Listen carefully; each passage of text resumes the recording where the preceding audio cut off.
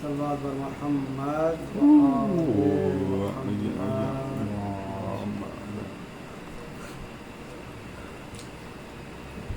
اعوذ باللہ من الشیطان الرجیم بسم اللہ الرحمن الرحیم الحمد للہ رب العالمین والصلاة والسلام علی سید الانبیاء والمرسلین خاتم النبیین جد الحسن والحسین ابی القاسم مصطفیٰ محمد اللہم صلی علی محمد وآل بیت الطیبین الطاہرین المعصومین المظلومین ولعنۃ اللہ علی اعدائہم اجمعین اما بعد فقد قال رسول اللہ صلی اللہ علیہ وآلہ وسلم بسم اللہ الرحمن الرحیم زینوا مجالسکم بذکر علی ابن ابی طالب لأن ذکرہ ذکری ذکری ذکر اللہ و ذکر اللہ العبادہ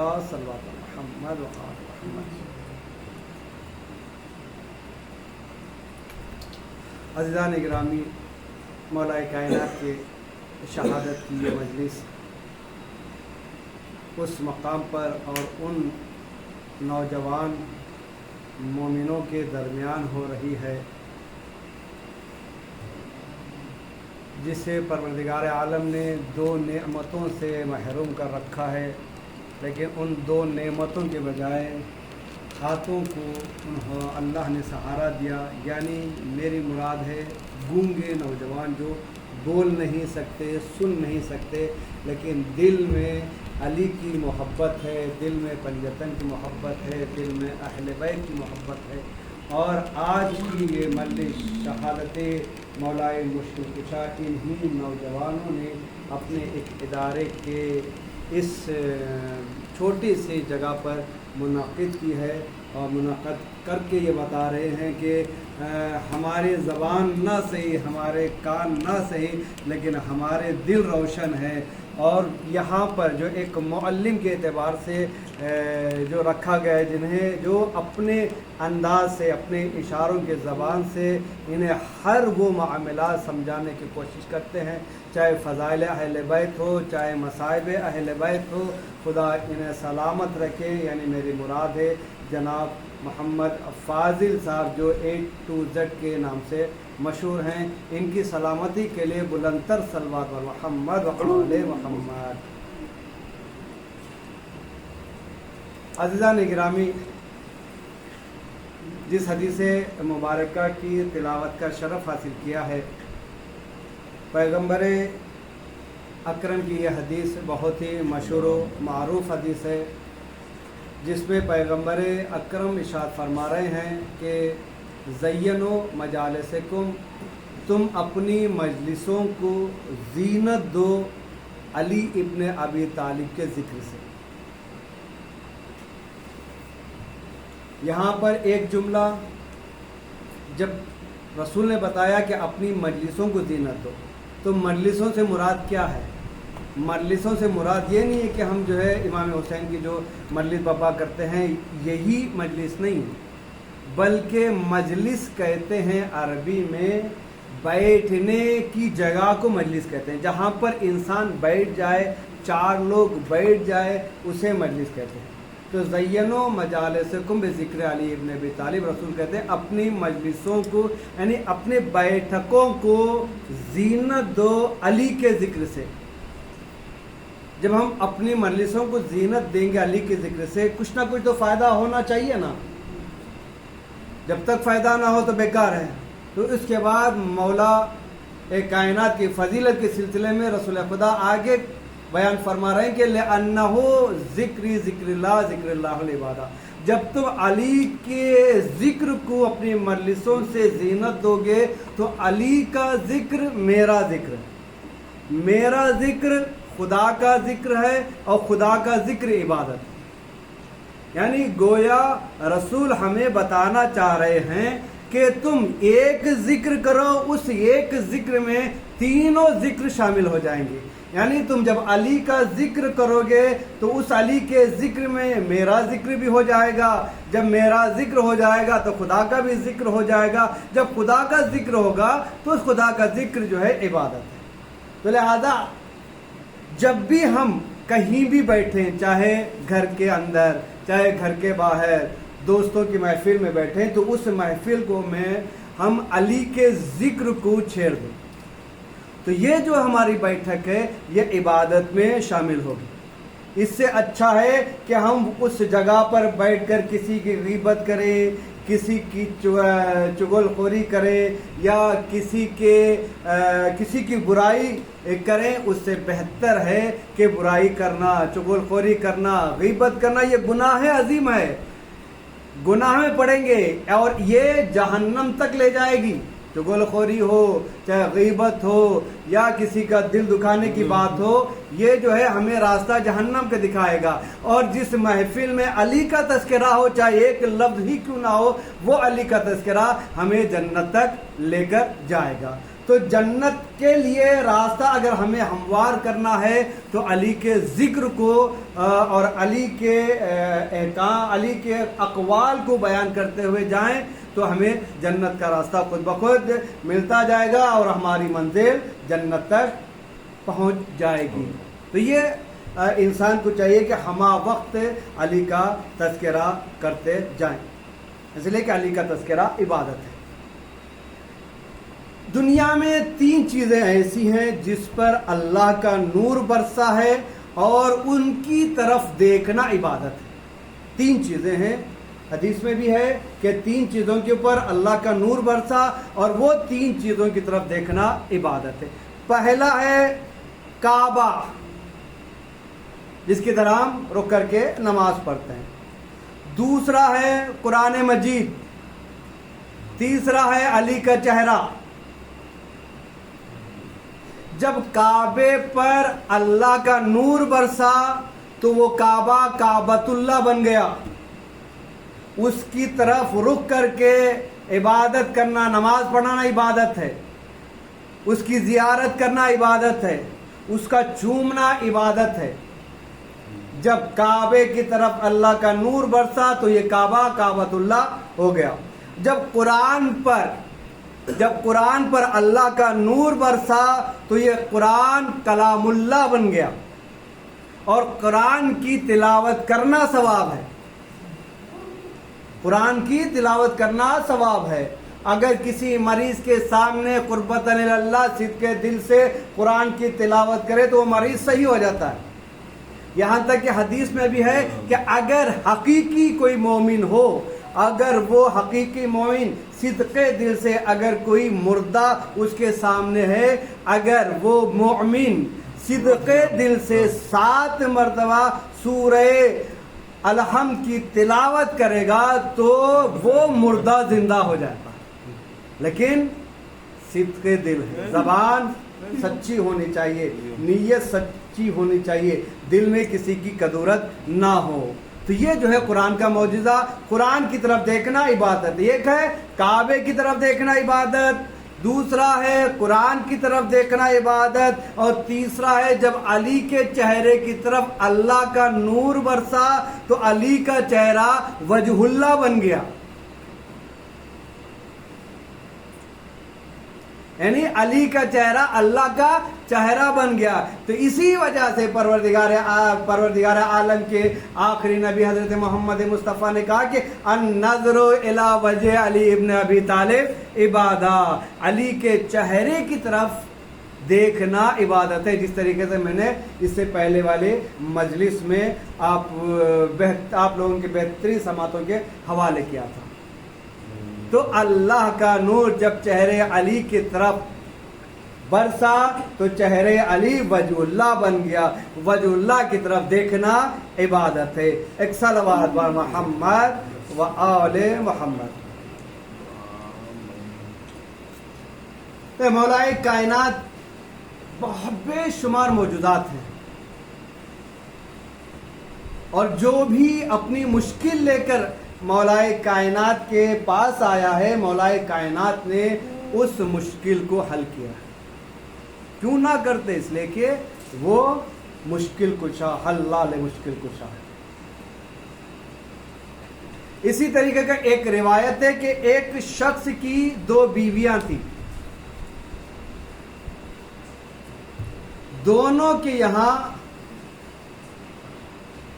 یہ دونوں ایک ہی وقت میں حاملہ ہوئی تھی اور ایک ہی وقت میں ان کے ہاں اولاد ہوئی، ایک ہی وقت میں حاملہ اور ایک ہی ٹائم پہ یہ اپنے بچوں کو جنم دی، ولادت۔ ایک کے ہاں لڑکا پیدا ہوا اور دوسری بیوی کو لڑکی پیدا ہوئی، اور جس کے گھر میں لڑکی پیدا ہوئی اس نے اپنے لڑکی کو دوسری بیوی کے لڑکے سے تبدیل کر دیا، بدل دیا۔ اب گھر میں ہنگامہ، جو لڑکے کی اصلی ماں تھی وہ چیخنے لگی کہ میرا اولاد بیٹا تھا، میں نے بیٹے کو پیدا کیا ہے۔ اس نے کہا نہیں، میں نے بیٹے کو پیدا کیا ہے، تمہاری بیٹی ہے، میرا بیٹا ہے۔ جب یہ معاملہ پہنچا خلیفے کے پاس اور خلیفے نے یہ سنا تو اس کی پیشانی پر پسینے آ گئے۔ یہ کون سا معاملہ آ گیا ہے بھائی؟ اس کا جواب تو مجھے معلوم نہیں ہے، اب کیا کریں؟ اگر جواب نہیں دیں گے تو ہماری بے عزتی ہوگی۔ تو ہر ایک کو جب وہ مشکل میں پھنس جاتا ہے تو علی یاد آتے ہیں، تو علی کی طرف روانہ کیا۔ اس وقت مولائے کائنات یہودی کے ایک باغ میں کھیتی کر رہے تھے۔ جب لوگ آئے دونوں عورتوں کو لے کر، دونوں بچوں کو لے کر، ساتھ ساتھ اس کا شوہر بھی تھا، جب لوگوں کو آتے ہوئے رسول کے وسیع نے دیکھا تو کہا کیا بات ہے، کیا ماجرا ہے؟ تو لوگوں نے کہا کہ بہت بڑا مسئلہ پھنس گیا ہے، ہم گئے تھے فلاں آدمی کے پاس لیکن جو ہے انہوں نے اس مسئلے کو حل نہیں کیا، آپ کی طرف رجوع کر دیا۔ کہا مسئلہ کیا ہے؟ کہا کہ اس شخص کی 2 بیویاں، ایک ہی وقت میں انہوں نے ان کے بچے کی پیدائش ہوئی۔ اب اس میں سے ایک کہہ رہی ہے کہ ایک میرا بیٹا ہے، دوسرے کہہ رہے کہ میرا بیٹا ہے، جبکہ ایک نے بیٹی کو جنم دیا ہے اور دوسرے نے بیٹے کو جنم دیا۔ اب ہمیں نہیں پتا کہ کس کا بیٹا ہے اور کس کی بیٹی ہے۔ اے علی، آپ ہی اس کا حل بتا سکتے ہیں، اس مسئلے کو حل کر سکتے ہیں۔ مولا کائنات نے زمین سے چھوٹا سا کنکر اٹھایا اور اٹھا کے کہا کہ پتھر، اس سے چھوٹے سے پتھر سے آسان ہے مجھے ان کے سوالات کو حل کرنا، اس مسئلے کو حل کرنا۔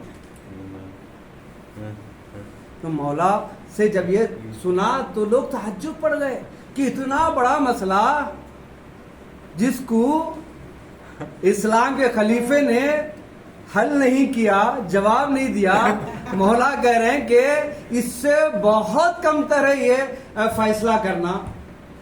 تو لوگوں نے کہا مولا کیا فیصلہ ہے؟ کہا 2 شیشیاں لے کے آئے، ایک ہی ہم وزن، جس کا وزن ایک برابر ہو، اور ان 2 شیشیوں میں ان سے کہیں جو ان کے ماں ہیں ان بچوں کی، وہ اپنے دودھ کو ان شیشوں میں بھرے۔ شیشوں میں یکساں دودھ بھرا گیا، وہ شیشہ لائی گئی اور مولا کائنات نے کہا ان شیشوں کو ترازو میں تولا جائے، اور جس کا وزن زیادہ ہوگا، جس کا وزن زیادہ ہوگا اس کا بیٹا ہوگا، اور جس کے دودھ کا وزن کم ہوگا اس کی بیٹی ہوگی۔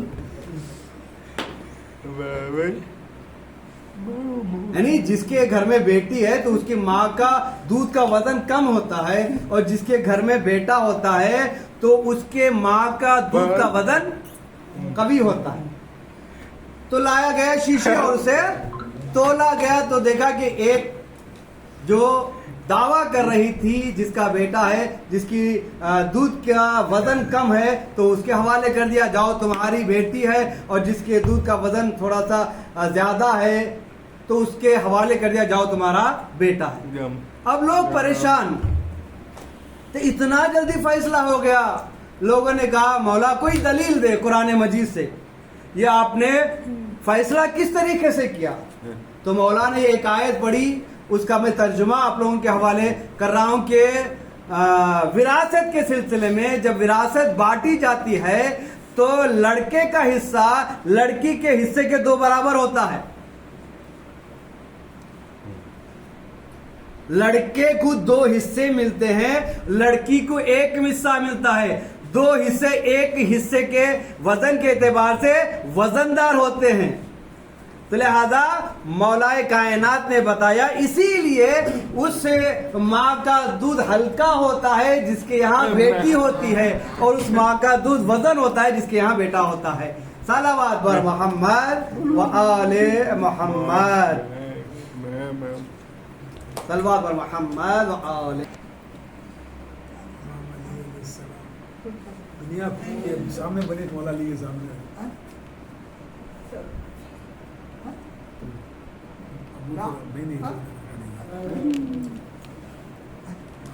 السلام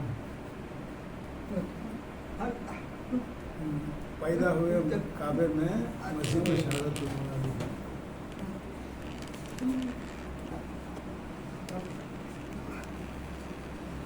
مولا علی کا جب کعبے سے باہر آیا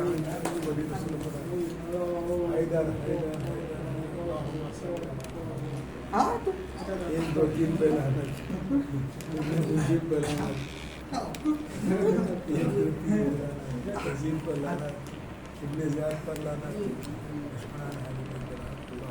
صلی علی محمد. ماشاءاللہ بہترین نعرے آپ نے سنے. ان کے زبانی اشاروں کے ذریعے سے خدا ان نوجوانوں کو سلامت رکھے اور آباد اور شاد رکھے. یہ ہے مولا کائنات کے علم, ایک نمونہ تھا علم کا. مولا کائنات ہر سوال کا جواب مولا کائنات کے پاس موجود تھا. جب بھی کوئی سوال کرنے کے لیے آتا تھا تو سوال ختم ہونے سے پہلے مولا کائنات اس کو جواب دے دیتے تھے. اس کا جواب مولا کائنات اسے دے دیتے. اور بعض تعجب میں پڑ گئے کہ اتنا جلدی مولا کائنات سوالوں کا جواب کیسے دے دیتے ہیں. کسی نے مولا کائنات سے کہا اے علی جواب دینے میں تھوڑا سا تو وقت لیں, اب فوراً کا فوراً جواب دے دیتے ہیں, یہ کیسے ہو سکتا ہے؟ ہر سوال کا جواب آپ کے پاس موجود ہے, ابھی سوال ختم ہی نہیں ہوتا کہ آپ جواب دینا شروع کر دیتے ہیں. تھوڑا سا تو وقت لیں, یہ کیسے ممکن ہے؟ تو ایک مرتبہ جس نے سوال کیا تھا اس سے مولا کائنات نے سوال کیا بتاؤ تمہارے ہاتھ میں کتنی انگلیاں ہیں؟ تو اس نے فوراً کہا 5 انگلیاں ہیں. مولا کائنات نے کہا جیسے ہی میں نے سوال کیا کہ تمہارے ہاتھ میں کتنی انگلیاں ہیں, نہ تو نے سوچا, نہ تو نے ٹائم لیا, نہ تم رکے, بلکہ فوراً تم نے جواب دیا کہ 5 انگلیاں ہیں. تو مولانا سے کہا کہ مولا یہ تو ہم جانتے ہیں, ہمارے ہاتھ میں 5 انگلیاں ہوتی ہیں, یہ ہر آدمی جانتا ہے, اس میں سوچنے کی کیا بات ہے. تو مولا کائنات نے کہا جس طریقے سے تمہیں 5 انگلیوں کا علم ہے, تمہیں سوچنے کی ضرورت نہیں پڑتی, آنکھوں کے سامنے آ جاتی ہے, اسی طریقے سے دنیا کے سوالات کے جوابات ان 5 انگلیوں کی طرح میرے آنکھوں کے سامنے رہتے ہیں, اسی وجہ سے مجھے سوچنے کی ضرورت نہیں پڑتی ہے. صلوات بر محمد و آل محمد. تو یہ ہے مولا کائنات کا علم. اور ایک روایت اور اس کے بعد آپ کے زحمت تمام. کوفے کے لوگوں نے سوچا کہ مولا کائنات ہر سوال کا جواب دے رہے ہیں, تو ہم کسی ایسے انسان کو پکڑیں جس کے پاس علم زیادہ ہو اور وہ مولا سے سوال کرے اور مولا اس سوال کا جواب نہ دے, یا مولا اس سے سوال کرے یہ اس کے سوال کا جواب دے. اب جنہوں نے یہ فکر کی تھی، یہ تصور کیا تھا کسی کو لے کر آئیں گے ایک عالم دین کو تاکہ وہ نعوذ باللہ مولا کائنات کو ذلیل اور رسوا کرے اپنے سوالوں کے وجہ سے، نعوذ باللہ. تو وہ ڈھونڈنے کے لیے جنگل چلے، پہاڑوں کے اوپر انہوں نے تلاش کیا. تو ایک مرتبہ مدینے کے پہاڑوں میں انہیں ایک شخص ملا جو اسلام کے مذہب سے تعلق نہیں رکھتا تھا بلکہ وہ یہودی تھا. وہ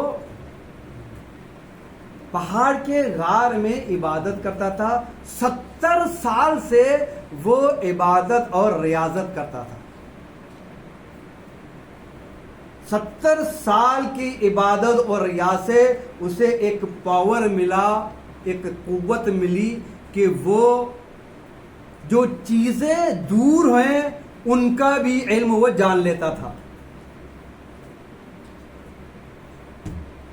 تو اسے لایا گیا اور کوفے میں آئے، جو اس کو لے کے آئے تھے وہ بھی ساتھ آئے.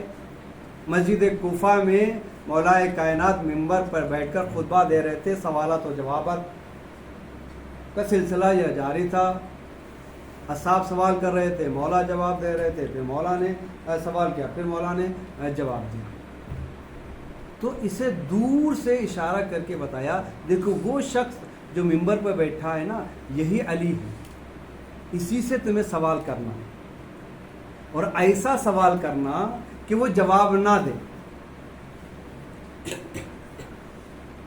اور اگر وہ سوال کرے تو تم اس سوال کا فوراً جواب دو. اب وہ شخص آیا، اکیلے آیا، تھے 5-6 لوگ جو اس کے ساتھ آئے تھے، لیکن وہ مسجد کے باہر رکے رہے اور اسے اکیلے کو بیچارے کو مولا کائنات کے پاس بھیج دیا. مولا کائنات کے قریب آیا اور کہا کہ اے علی، میں نے سنا ہے کہ آپ لوگوں سے سوال کرتے ہیں، لوگ آپ سے سوال کرتے ہیں، آپ لوگوں کے سوالات کا جواب دیتے ہیں. میں چاہتا ہوں کہ آپ مجھ سے سوال کریں، میں آپ کے سوال کا جواب دوں. تو مولا کائنات نے مسکرا کر کہا کہ صرف تمہیں جواب چاہیے یا تمہیں جو لے کر آئے ہیں انہیں بھی جواب دینا ہے؟ جو باہر جو ہے رکے ہوئے ہیں اور تم کو جو ہے مسجد کے اندر بھیج دیا. تو وہ مسکرائے کہا کہ میں اکیلا کافی ہوں. ایک سلوات پر محمد و آل محمد. تو اس نے کہا یا علی، میں اکیلا کافی ہوں، آپ سوال کریں میں جواب دوں گا. دیکھیے مولا کائنات کا علم. مولا کائنات نے ایک مرتبہ اپنے ہاتھ کو بلند کیا، بلند کرنے کے بعد اپنی مٹھی کو بند کیا. مٹھی کو بند کرنے کے بعد اس کے سامنے لا کر کہا بتاؤ یہ میری مٹھی میں کیا ہے. اب وہ جو یہودی عالم آیا تھا اس نے اپنے آنکھوں کو بند کیا، چاروں طرف نگاہ دوڑائی، کتب آسمانی کا مطالعہ کیا اور کچھ سوچنے کے بعد کہا اے علی، میرے علم کے مطابق کوہ ابو قویس میں ایک فاختے نے اپنے آشیانے میں، فاختہ پرندہ جو ہے وہ اپنے گھر میں اپنے گھونسلے میں 2 انڈے دیا تھا. ان 2 انڈوں میں سے ایک انڈا کم ہے، وہ انڈا آپ کے ہاتھ میں ہے.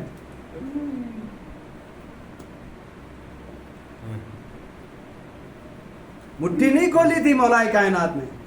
جیسے ہی یہ جواب یہودی کے زبان سے سنا تو وہاں پہ جو لوگ بیٹھے تھے تو مولا کائنات سے کہا کہ مولا اپنا ہاتھ کھول کے بتا دے آپ کا ہاتھ میں کیا ہے.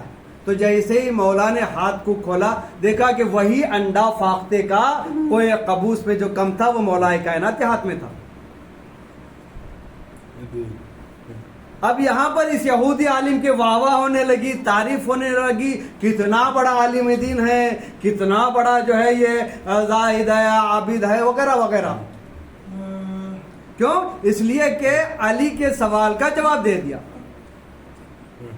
تو ایک مرتبہ مولا کائنات منبر سے اترے، اترنے کے بعد اس کے سینے پر ہاتھ رکھا اور ہاتھ رکھ کر اس کے ہاتھ کو کہا کہ آگے کرو.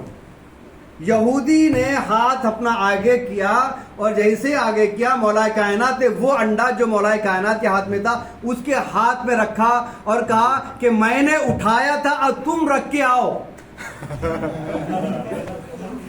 تم دعویٰ کر رہے ہو نا کہ ہر علم میرے پاس ہے. میں تو وہاں سے ابو قبیس سے وہ انڈا میرے ہاتھ میں لیا. اب میں چاہتا ہوں کہ اے انڈا تم وہیں پر رکھ کے آؤ یہاں تمہارا وجود اور رکھ کے آؤ. جیسے ہی یہ مولا کائنات کا سوال سنا اس کے پیشانی پر پسینہ آ گیا. ہاتھوں کو جوڑ کر کہا مولا میں ایک عامل ہوں, میں صرف بتا سکتا ہوں, رکھ نہیں سکتا. آپ نے جو کیا ہے وہ خالق کر سکتا ہے, تو لہذا آپ نے جو کیا وہ نہیں, ہم نہیں کر سکتے. یقیناً آپ جو ہے مولا ہیں. تو جب ہار گیا سر جھکائے ہوئے وہ باہر نکل رہا تھا.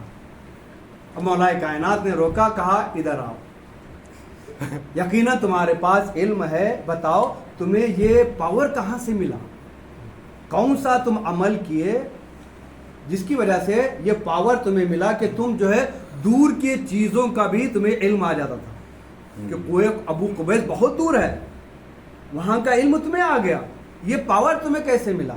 کہا مولا میں جو ہے میرے نفس کے خلاف عمل کرتا تھا. ایک ہے ضمیر اور دوسرا ہے نفس. ضمیر اچھائی کی طرف دعوت دیتا ہے اور نفس جو ہے ہمیشہ برائی کی طرف دعوت دیتا ہے. تو وہ کہہ رہا کہ میرا نفس جو کرنے کے لیے کرتا تھا کہتا تھا میں اسے نہیں کرتا تھا, اور جو نہیں کرنے کے لیے کہتا تھا میں اسے کرتا تھا. مثال دے دوں, میں اپنی مؤذن نے اذان دی, گھر سے نکلے لیکن نفس نے کہا نہیں یار بعد میں پڑھ لیں گے. چونکہ نفس شیطان کا تابع ہے تو لہذا شیطان نے اپنا حکم جاری کیا, اگر ہم اسے انکار کر کے چلے جائیں تب جو ہے شیطان کی پیروی کی منائی کر رہے ہیں, اس کے پر خلاف جا رہے ہیں, تو ہماری زندگی آباد. یعنی اس نے منع کیا تھا کام کرنے کا, لہذا ہم نے اس منع کو ہاں میں تبدیل کر دیا. اور ایک مثال, کوئی یتیم بچہ ہے, ہمارا نفس کہہ رہا اسے تماچا مارو, اس کا حق لوٹو. ہم نے اس کے برعکس کیا کہ ہم نے مال تو نہیں لوٹا لیکن مال اس کو دے دیا, اس کے ہاتھ سر پر دست شفقت رکھا, اس کی مدد کی. کیوں؟ اس لیے کہ ہمارے نفس کے برخلاف ہم نے عمل کیا. تو مولا کائنات سے کہا کہ میں ہمیشہ اپنے نفس کے خلاف عمل کرتا ہوں. جو میرا نفس کہتا ہے کرنے کے لیے میں نہیں کرتا, اگر جو نہیں کرنے کے لیے کہتا ہے تو میں اسے کرتا ضرور. تو اب مولا کائنات نے کہا اس سے اب بتاؤ تمہارا اسلام لانے کے سلسلے میں تمہارا نفس کیا کہتا ہے؟ تو اس نے کہا اب اس وقت میرا نفس اسلام لانے کے لیے منع کر رہا ہے, اسلام قبول کرنے کے لیے منع کر رہا ہے. تو مولا نے کہا کہ ابھی تو تم اپنے نفس کے خلاف عمل کرتے ہو, تبھی تمہیں یہ پاور ملا ہے, تو اس کا مطلب یہ ہے کہ تم اسلام لے آؤ, اس لیے کہ تمہارے نفس نے منع کیا ہے, اس منع کو ہاں میں تبدیل کرو.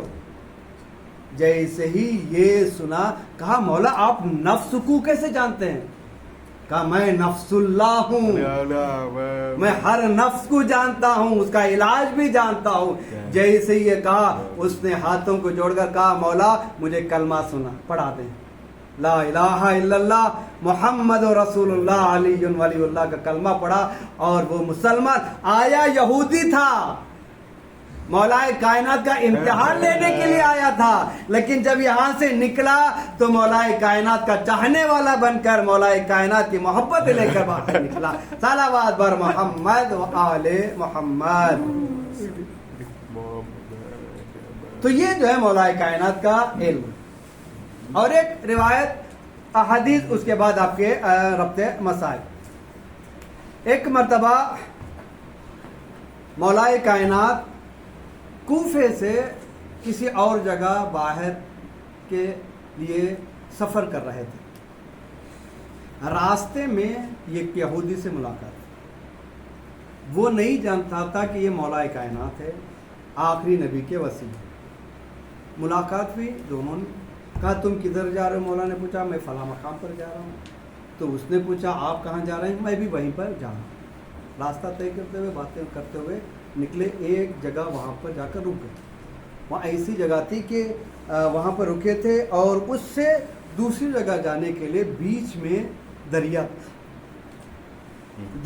دریا پار ہو کر جانا پڑتا تھا اور اس دریا میں کوئی انتظام نہیں تھا. نہ کشتیاں تھیں جس پر بیٹھ کر چلے جائے, نہ اس طریقے کے کوئی اور وسائل موجود تھے. دونوں جو ہے دریا کے کنارے پہنچے, سوچنے لگے کہ کیا کریں. وہ یہودی جو علی کے ہمراہ چل رہا تھا اس نے اپنا رومال یا جو ہے اپنی ردا جو وہ اس کے پاس تھی اس کو نکالا, اور نکالنے کے بعد اپنے زبان سے کچھ جملے ادا کیے. جملے ادا کرنے کے بعد اس رومال پر یا اس چادر پر پھونکا اور پھونکنے کے بعد اس دریا میں بچھا دیا. میں ایک سوال کرتا ہوں, اگر کوئی کپڑا پانی میں ڈال دے تو پانی میں تیرے گا کپڑا یا ڈوب جائے گا؟ بھیگ کر ڈوب جائے گا نا. لیکن جب یہ اپنے کپڑے کو اپنے چادر کو نکال کر کچھ جملے کی تلاوت کی اور تلاوت کرنے کے بعد اس پہ پھونکا اور پھونکنے کے بعد دریا میں بچھا دیا, تو وہ کپڑا وہ چادر جو بچھائی تھی وہ پتھر کی ہو گئی, اور پتھر کے ہونے کے بعد اس پانی میں تیرنے لگی. اب یہ یہودی شخص اس پتھر پر سوار ہوا اور سوار ہونے کے بعد اس پار سے اس پار نکل گیا.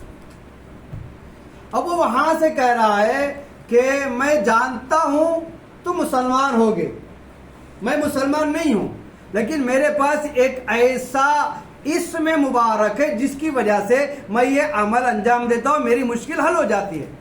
اگر تمہارے پاس بھی کوئی ایک ایسا اسم اعظم ہو تو تم اپنا عمل دکھاؤ. ادھر مولائے کائنات وہ نہیں جانتا تھا. جیسے سنا مسکرائے مولائے کائنات. مولائے کائنات نے آنکھوں کے اشارے سے دریا کو دیکھا. موجیں مارتا ہوا دریا, پورا دریا پتھر میں تبدیل ہو گیا. جب پتھر میں تبدیل ہو گیا, مولا اس دریا سے دھیرے دھیرے چلتے ہوئے وہاں تک پہنچے. اب یہ تعجب میں پڑ گیا, میری چادر وہ صرف وہ چادر جو ہے پتھر میں تبدیل ہوئی تھی, دریا تو دریا ہی رہا تھا, دریا پتھر میں تبدیل نہیں ہوا تھا. لیکن یہ کون نوجوان ہے اور اس نے کیا پڑھ کر پھونکا کہ یہ پورا پانی کا دریا پتھر میں تبدیل ہو گیا. تو ایک مرتبہ اس نے ہاتھوں کو جوڑ کر کہا اے شخص بتاؤ تو نے کیا پڑھا؟ تو پہلے مولائے کائنات نے پوچھا تمہارے پاس یہ پاور کیسے آیا؟ کہا ہمارے بزرگ علماء نے ہمیں ایک اسم اعظم کی تعلیم دی. وہ اسم اعظم ہے کہ آخری نبی کے ایک وصی ہیں, ان کا نام علی ابن ابی طالب ہے. جب ہم مصیبت میں پڑ جاتے ہیں یا دریا سے اس پار یا اس پار جانا چاہتے ہیں تو ہم علی کا نام لے کر پھونک دیتے ہیں, تو یہ دریا جو ہے ہمارے لیے آسانی ہو جاتی ہے. جس شے پر پڑتے ہیں وہ شے پتھر یا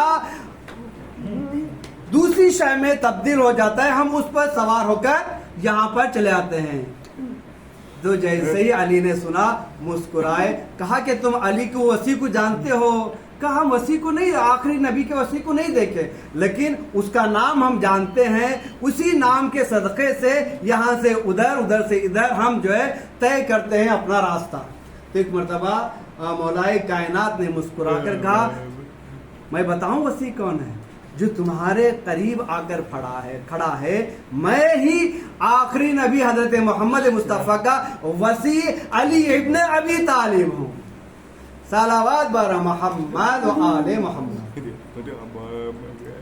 تو یہ ہے مولائے کائنات کے معجزے, مولائے کائنات کا علم.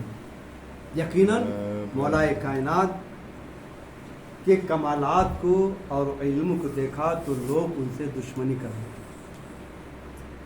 بعد وفات رسول ظالموں نے مولائے کائنات کے گلے میں رسی کا پھندا ڈالا.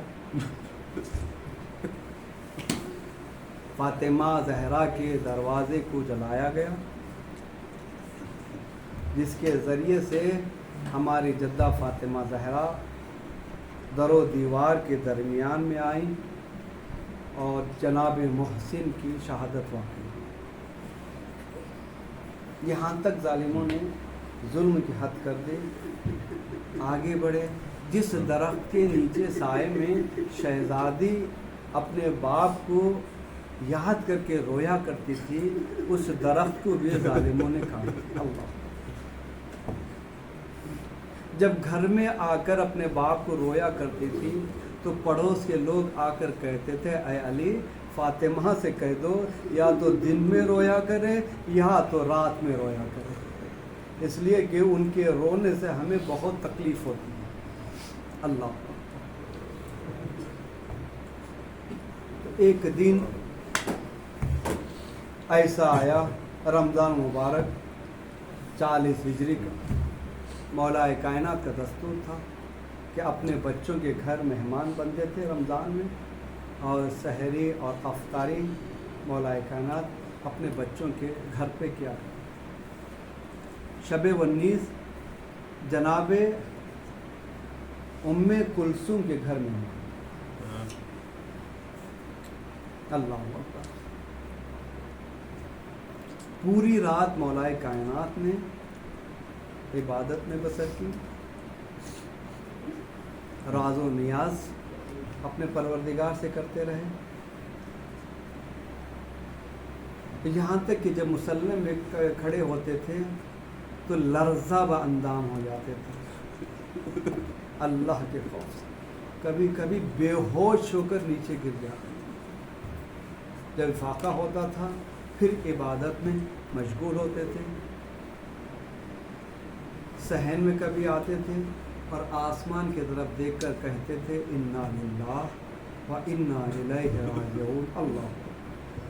سحری کا وقت آیا، جناب ام کلثوم نے دسترخوان بچھایا. دسترخوان بچھانے کے بعد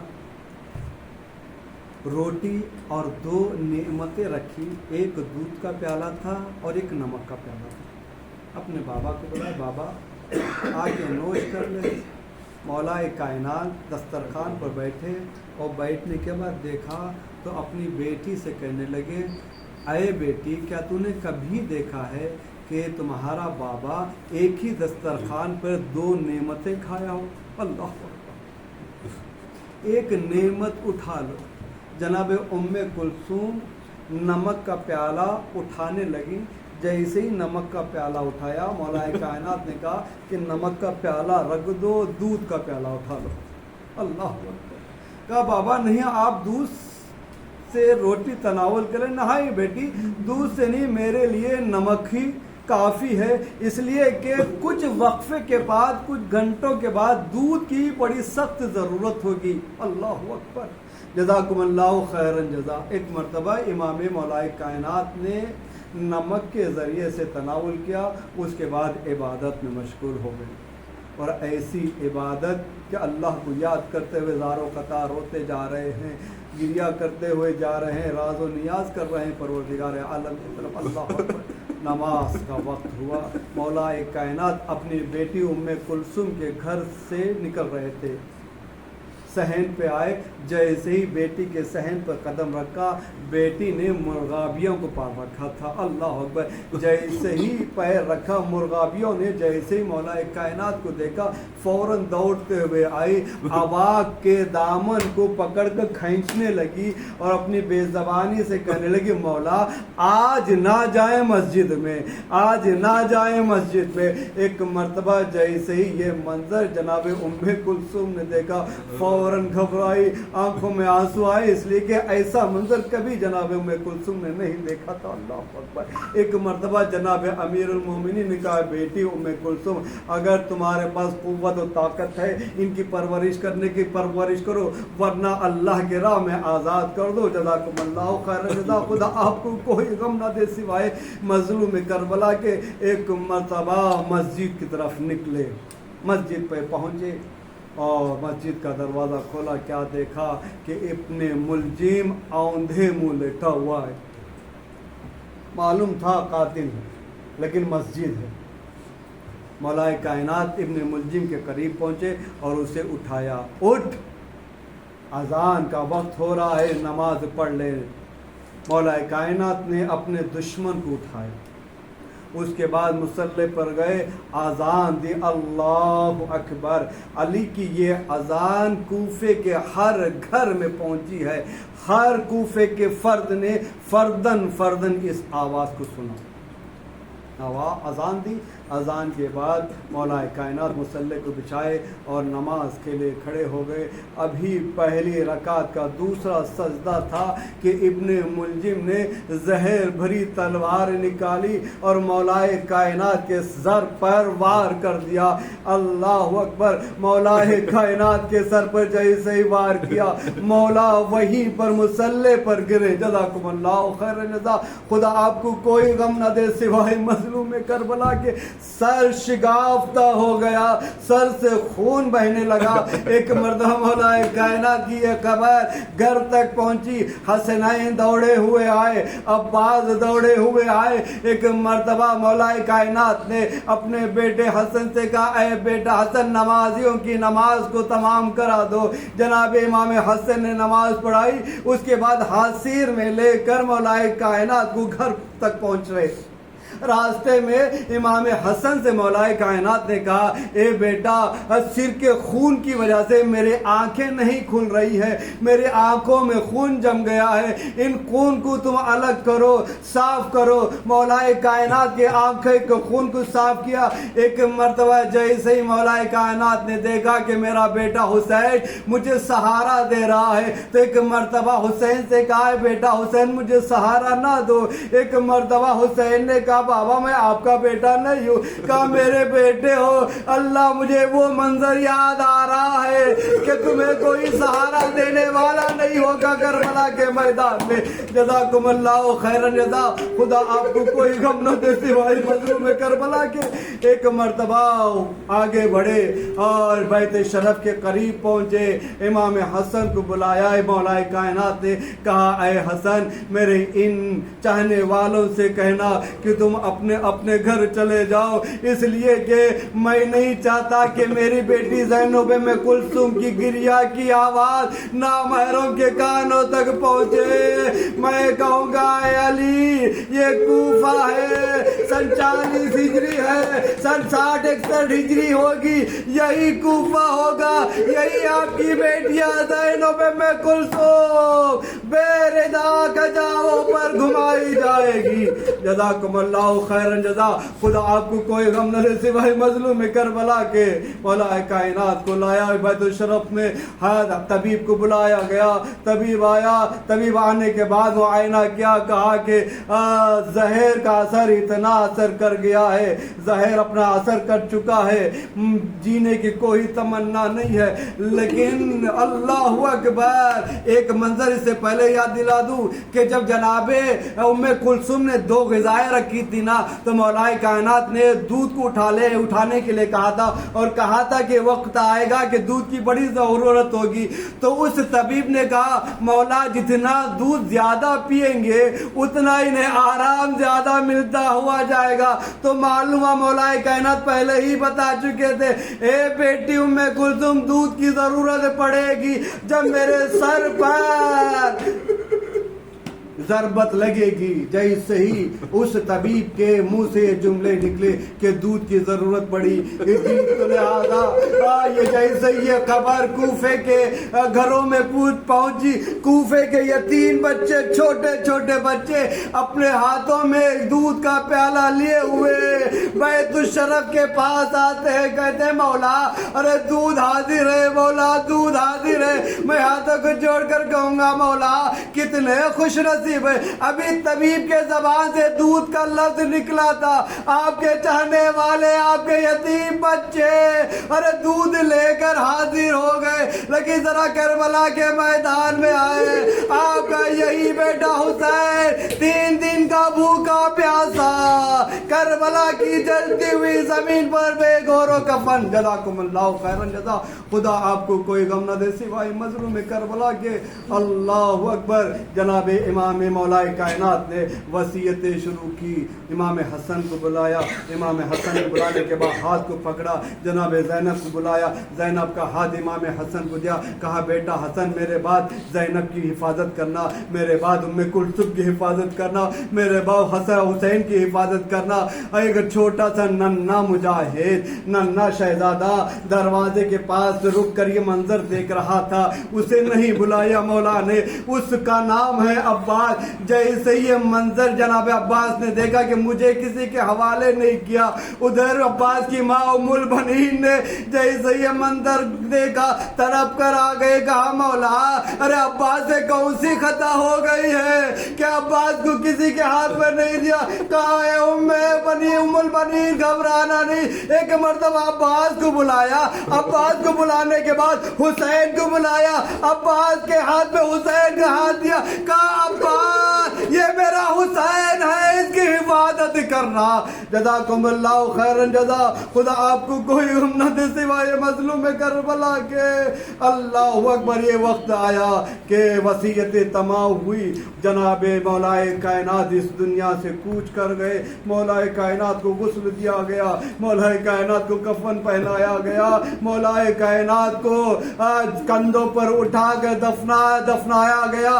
اللہ اکبر، اللہ اکبر۔ میں ہاتھوں کو جوڑ کر کہوں گا مولا یقیناً آپ کے سر پر ضربت ضرور لگی تھی، درد بڑا ہو رہا تھا، تکلیف بڑی ہو رہی تھی، لیکن آپ بڑے خوش نصیب ہیں، آپ کو کفن بھی ملا، آپ کو غسل بھی دیا گیا، آپ کو دفنایا بھی گیا، لیکن ذرا کربلا کے میدان میں آئے، آپ کا حسین کربلا کی جلتی ہوئی زمین پر بے گور و کفن پڑا ہوا ہے، کوئی دفنانے والا موجود نہیں ہے۔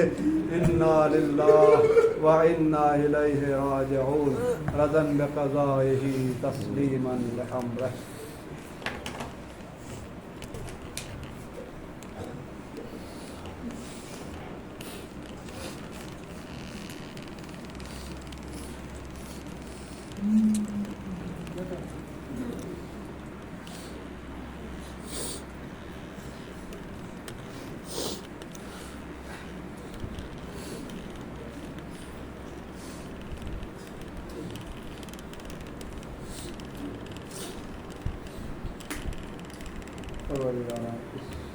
مختصر سی عبارت